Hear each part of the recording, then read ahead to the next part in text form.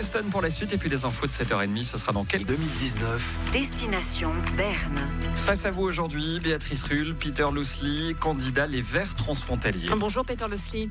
Bonjour Béatrice. Merci d'être sur Radio Lac. Vous habitez donc Ferney, en France voisine. Comment pouvez-vous prétendre représenter Genève alors que vous n'y vivez pas ? Je peux parfaitement prétendre Genève car nous nous trouvons ici dans le pays de Genève. C'est quelque chose de tout à fait usuel. Nous sommes ici dans un périmètre de proximité d'une aire urbaine.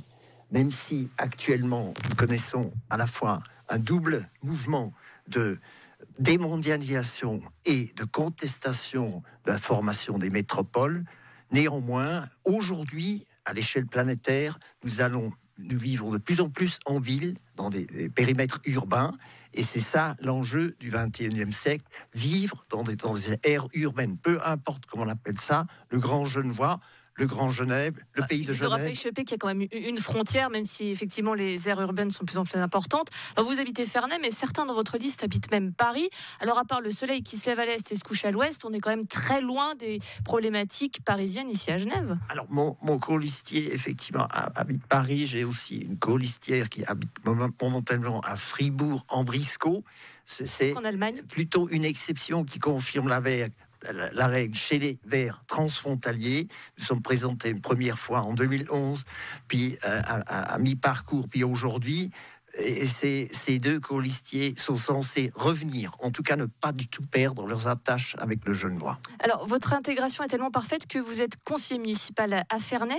Et suppléant, et je dois faire très attention à ça, c'est même vous êtes suppléant. Quand même très engagé en politique française. En loi, ça n'existe pas. Je suis, pour être vraiment au clair par rapport au conseil municipal de Ferney-Voltaire, des élus français tout court, je suis le premier des viennent ensuite d'une liste d'opposition fernésienne qui s'appelle Ferney Avenir. Et vous êtes saisi d'une question, pour le coup, qui est quand même au centre de crispation entre relations franco-suisses, ce sont les faux résidents secondaires suisses en France. Vous avez même saisi la Cour des comptes sur ce sujet il y a quasiment 2 ans. Certains vont vous accuser d'un petit peu souffler sur les braises sur ce sujet particulièrement émotionnel. Alors c'était un problème, moi je suis adepte de traiter les problèmes frontalement, pas du tout tourner autour du pot, aller tout de suite au cœur du sujet, saisir pourquoi, c'est fondamental, c'est le nerf de la guerre, c'est les financements. Nous avons eu un grave accident dans la construction de la région le 18 mai 2014, où le peuple genevois, de justesse, a refusé... C'est des Péplusserres, j'imagine. Voilà, c'est tout à fait. Et depuis, des Péplusserres qui étaient refusés par Genève en France voisine.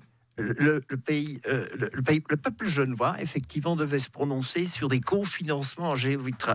C'est pour ça qu'il faut s'attaquer aux faux résidents suisses en France ? Alors, c'est une source de financement qui nous manque dans un premier temps dans les caisses, à verser dans une caisse commune à créer.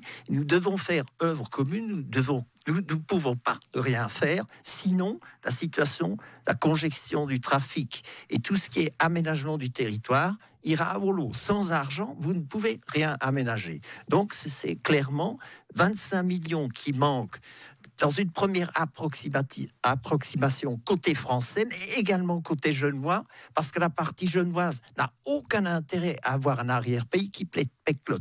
Donc cet argent manque à tout le monde. Néanmoins, il faut effectivement marcher sur les œufs, parce que vous avez 3 catégories de faux résidents. Ceux qui sont profiteurs purs et qui ne veulent rien savoir, parce que côté français, il n'y a pas de contrôle de l'habitant. Vous avez la liberté de mouvement. Depuis, c'est un principe constitutionnel, donc vous pouvez installer du jour au lendemain en France. Puis, vous avez ceux qui se laissent convaincre. On fait régulièrement des campagnes de sensibilisation. Et puis, un troisième tiers que je qualifierais de personnes de laissées pour compte qui, pour X raisons, n'arrivent pas à joindre les deux bouts, sont poussés à la périphérie. Je prends un cas concret. Si vous êtes père et mère d'une famille avec un enfant handicapé, vous avez un problème de continuité des soins.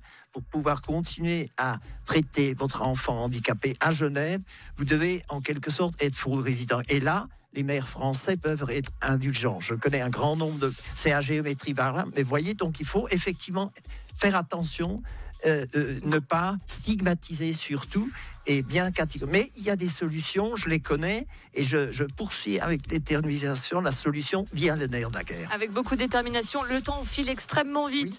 Oui. On va terminer par un petit questionnaire pour vous connaître un tout petit peu plus, Peter Lösli. Alors, si je vous demande de choisir entre Bâle, où vous êtes né, ou Genève, laquelle des deux villes? Bâle, où vous êtes né, ou Genève, laquelle des deux villes vous choisissez? Aujourd'hui, sans hésitation, je choisis le bassin genevois. Ce qu'il y a à Genève que vous ne trouvez pas en France voisine? Après tout, une plus grande ouverture au monde.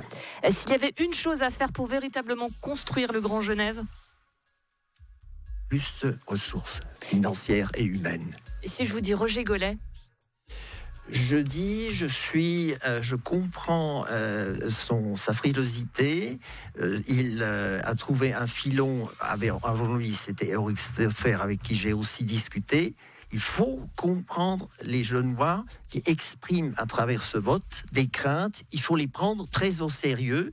Je n'utiliserai pas la notion de populisme. J'ai trop de respect pour tous les Genevois et grands Genevois. Roger Golay, candidat MCG et donc frileux, selon vous, qui sera notre invité demain à 7h20. Merci beaucoup, Peter Lösli.